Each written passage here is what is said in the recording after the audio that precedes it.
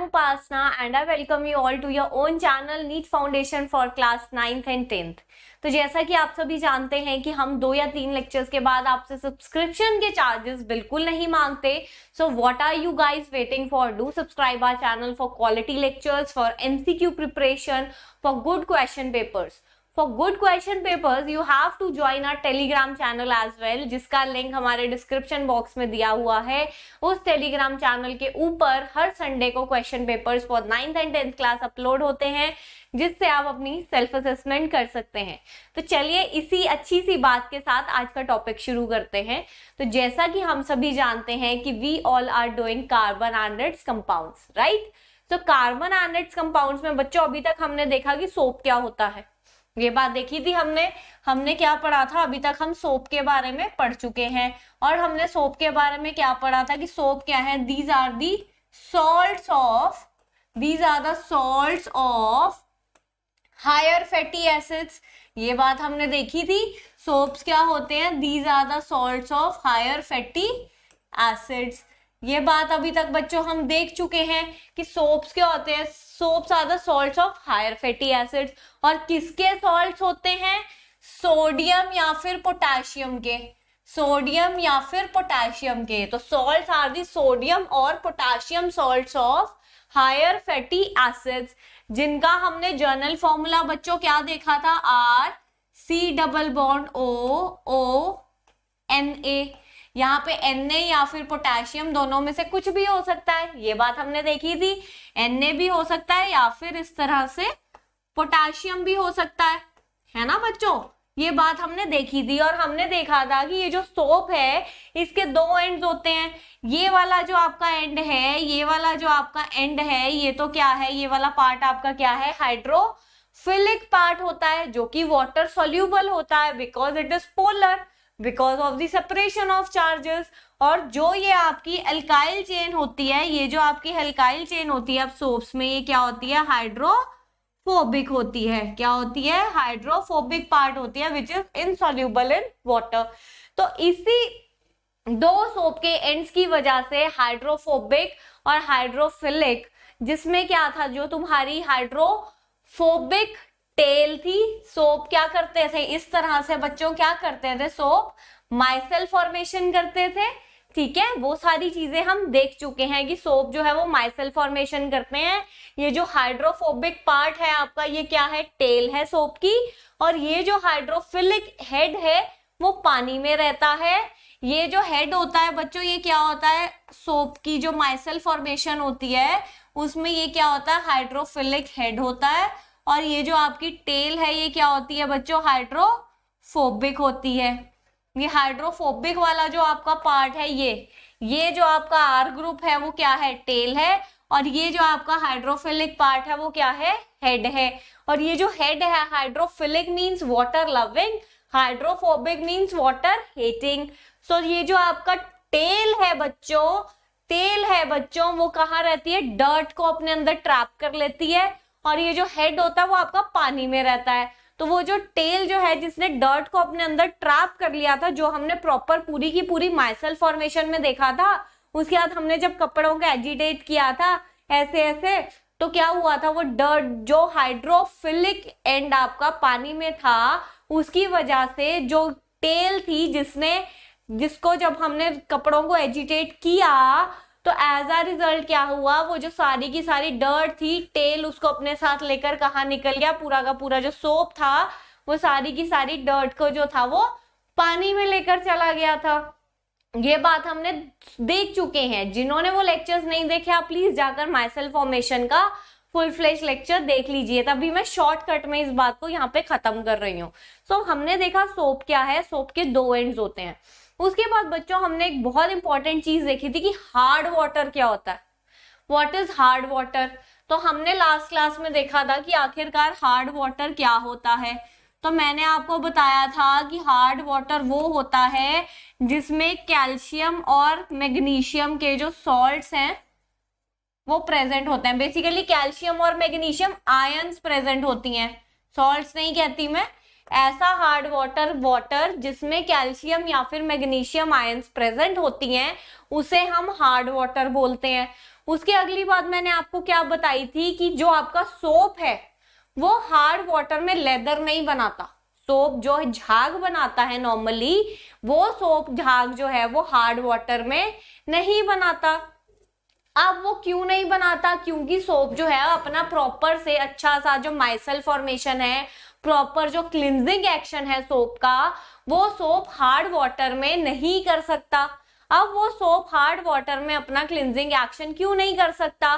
क्योंकि because of the presence of these calcium and magnesium ions, because of the presence of these calcium and magnesium ions.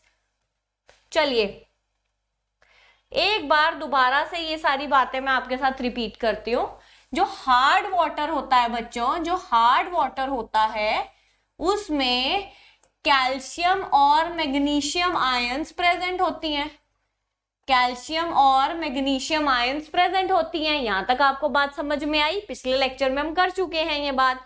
अब जो आपका soap है जिसने cleansing action करना है, नॉर्मली जो आपके स्लोप ने क्लिंजिंग एक्शन करना है, वो हार्ड वाटर में सोप जो है वो प्रॉपरली अपना क्लिंजिंग एक्शन नहीं कर पाता। क्यों नहीं कर पाता? Because of the presence of these ions, because of the presence of these ions. अब इन आयंस का क्या काम है? क्यों इन आयंस की प्रेजेंस की वजह से हार्ड वाटर में जो सोप है वो प्रॉपरली एक्शन नहीं कर पाता अपना?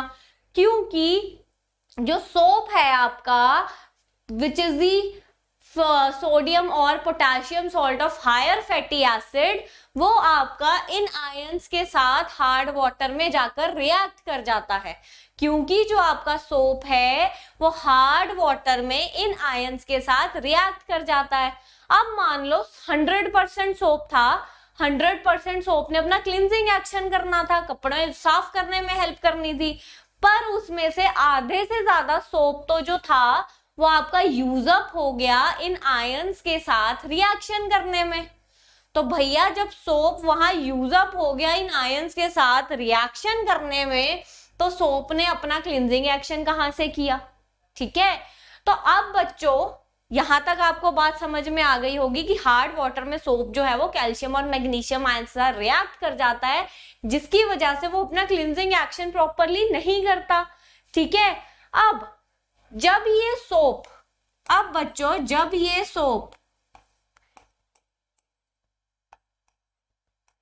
यही है आपका soap, sodium salt of fatty acid, जब ये आपका सोप कैल्शियम आयंस के साथ, कैल्शियम आयन कौन सी होती है? कैल्शियम के ऊपर कितना चार्ज होता है? आयन की जब बात करें 2 पॉजिटिव। ठीक है, तो जब ये कैल्शियम आयन के साथ रिएक्ट करता है तो as a result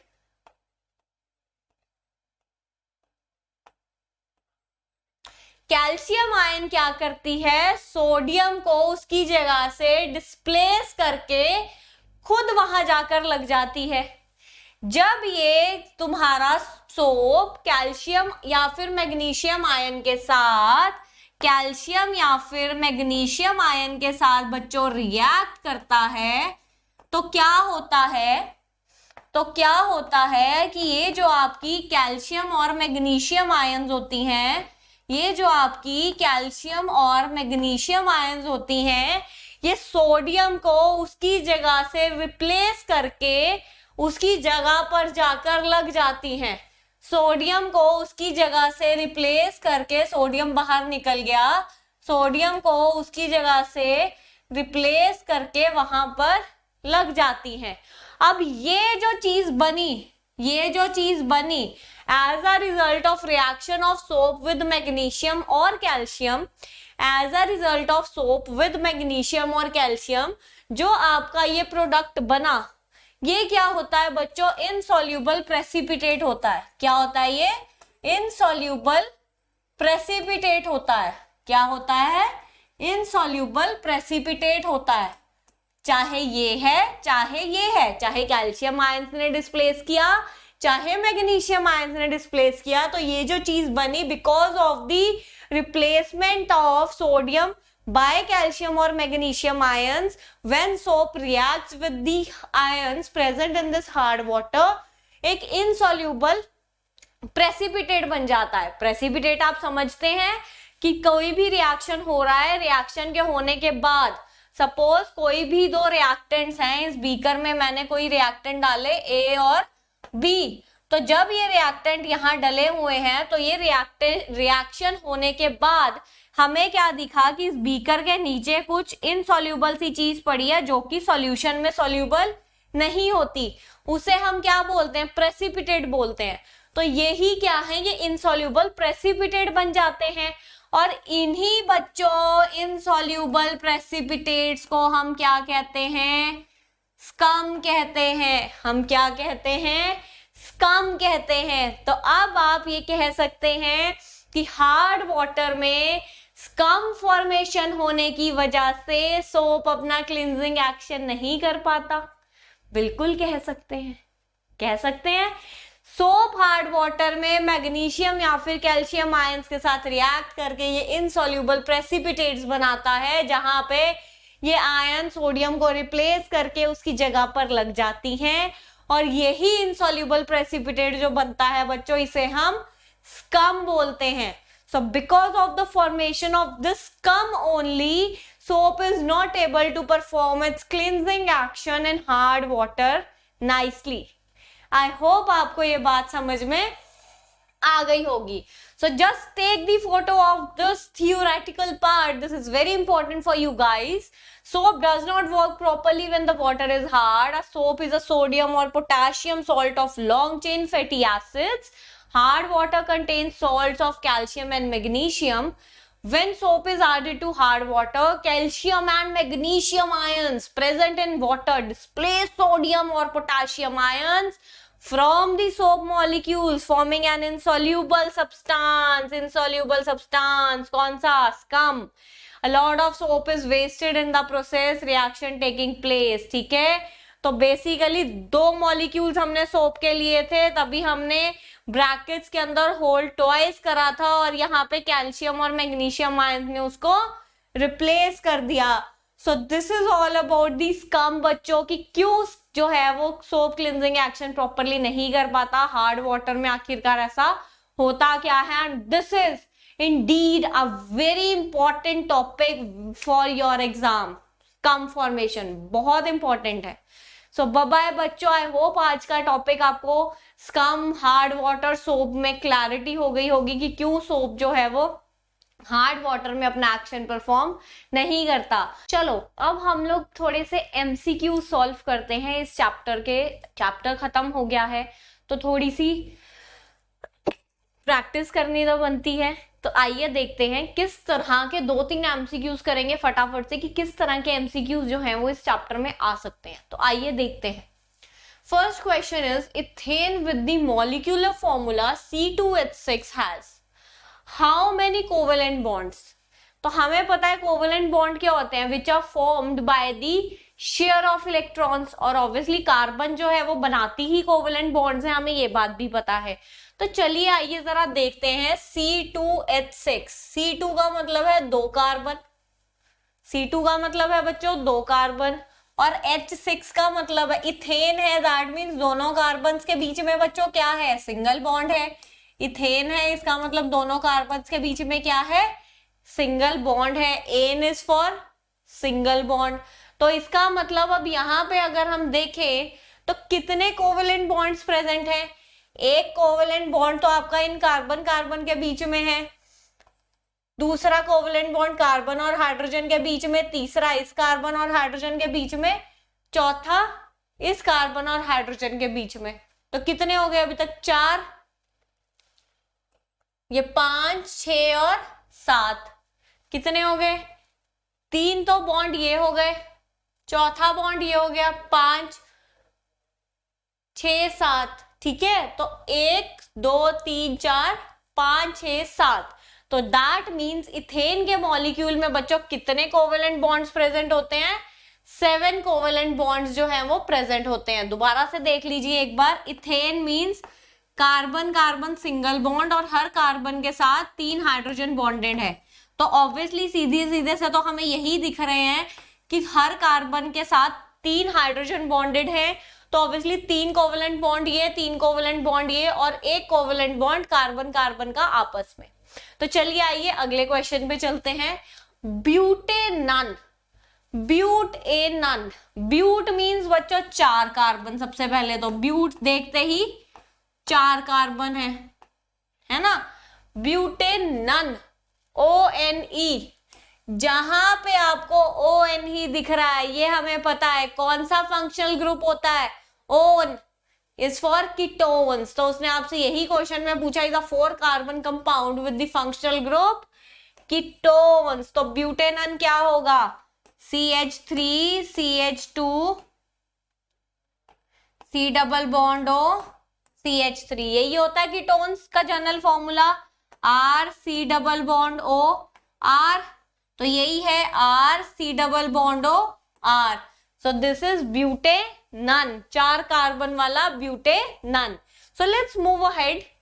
While cooking, if the bottom of the vessel is getting blackened on the outside, it means that कि जब आप खाना बना रहे हैं तो कई बार क्या होता है कि जिस पतीले में या किसी भी वेसल में आप खाना बना रहे हैं उसकी जो बॉटम है वो ब्लैक हो जाती है। क्यों?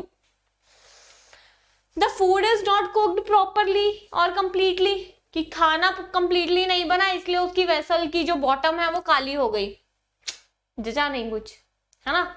The fuel is not burning completely, the fuel is wet, the fuel is burning completely. तो अब ये तो हमें जचा ही नहीं पहला ऑप्शन, तो कि खाना अगर कंप्लीटली नहीं बनेगा तो वेसल भैया ब्लैक क्यों हो जाएगी। उसके बाद फ्यूल अगर प्रॉपरली बर्न नहीं कर रहा तो क्या कुछ कहानी हो सकती है? बिल्कुल हो सकती है बच्चों। फ्यूल की बर्निंग का क्या मतलब है? Combustion. Fuel is what? Your hydrocarbon. Fuel is what? Your hydrocarbon, right. Fuel क्या है आपका? हाइड्रोकार्बन है, लाइक CH4 मीथेन। तो कंबशन ऑफ फ्यूल क्या होती है कि मीथेन का ऑक्सीजन के साथ रिएक्शन होता है। जनरली जो एटमॉस्फेरिक ऑक्सीजन है उसका रिएक्शन होता है, as a result of which carbon dioxide और वाटर बनता है with the release of heat and light. Heat energy और लाइट एनर्जी निकलती है, इसी को हम कंबशन बोलते हैं, ठीक है। तो फ्यूल जो है जो आप यूज कर रहे हैं उस समय भी यही होता है कि बहुत ही ज्यादा जब आप खाना बना रहे हैं, जो आप फ्यूल यूज कर रहे हैं, वहां पर जो होल्स देखे आपने कभी अपने उसमें जो आपका गैस होती है उसमें जो ऊपर उसके लगा होता है उसमें छोटे छोटे से जो गैस के ऊपर आपका जो होता है वो स्टोव टाइप सा वो सर्कल सा ब्लैक कलर का, उसमें छोटे छोटे बच्चों होल्स प्रेजेंट होते हैं। वो होल्स प्रेजेंट क्यों होते हैं? ताकि वहां से एयर आ सके, ऑक्सीजन पास कर सके, और वही ऑक्सीजन जो है जो आपका फ्यूल है वहां पर उसके साथ रिएक्ट कर कर कंबशन रिएक्शन देती है, जिसकी वजह से आपकी वो फ्लेम प्रोड्यूस होती है, जिसकी वजह से आपकी गैस में फ्लेम प्रोड्यूस होती है। वो जो आपके गैस स्टोव में जो होल्स होते हैं छोटे छोटे, वो क्यों होते हैं? ताकि वहां से ऑक्सीजन गैस पास कर सके। ऑक्सीजन गैस पास कर सकेगी तभी वो फ्यूल के साथ रिएक्ट करके कंबशन रिएक्शन करेगी। कंबशन रिएक्शन होगा तभी आपकी फ्लेम जो है वो प्रोड्यूस होगी, क्योंकि कंबशन रिएक्शन जो है वो हाईली एक्सोथर्मिक होता है, बहुत ज्यादा हीट और लाइट प्रोड्यूस होती है। तो वो हीट और लाइट प्रोड्यूस हो रही है तो वही तो आपकी फ्लेम जनरेट हो रही है, ठीक है।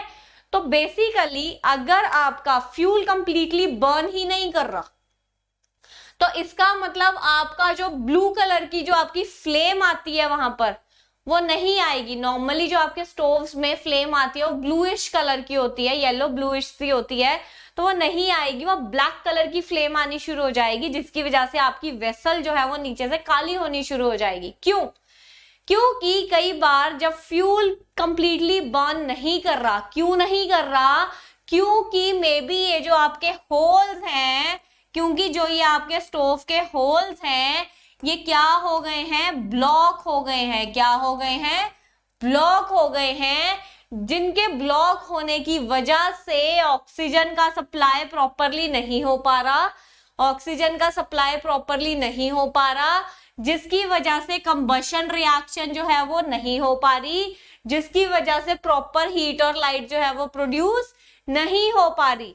सो इसका एक आंसर, इसका मतलब बच्चों क्या है कि आपका जो वेसल है वो ब्लैक इसलिए हो रहा है because of fuel is not burning completely, because the fuel is not burning completely. So this is all about carbon and its compounds. We are end with this chapter today. Chapter khatam ho gaya. So see you with the next full-fledged chapter in the next class. So bye bye, take care. I hope आपको आज MCQs अच्छे लगे होंगे, अच्छे लगे हैं तो do like the video, do subscribe our channel for such more MCQ type of videos and other academic videos and some strategic videos. Okay, bye bye.